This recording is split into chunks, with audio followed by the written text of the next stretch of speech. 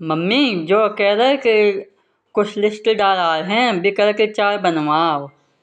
चाय?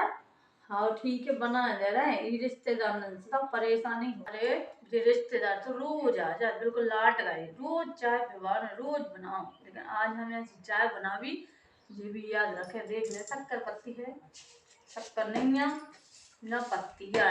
अब कई की चाय बने, आए हैं तो चाय तो पिवानी है, पिवा रहे, रुक जाओ ना, वक्त तो है की बनाने जा रहे नाची मेरी चाय है। बस ठीक है। Oh no no no no!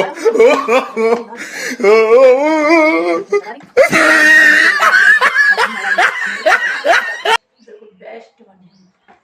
अब देख लें, खोल गई, खोल लग तो लगी, खुशबू अच्छी आ रही। अच्छा खाना खोल जाएंगे, बन गई चाय। अब कलर अच्छा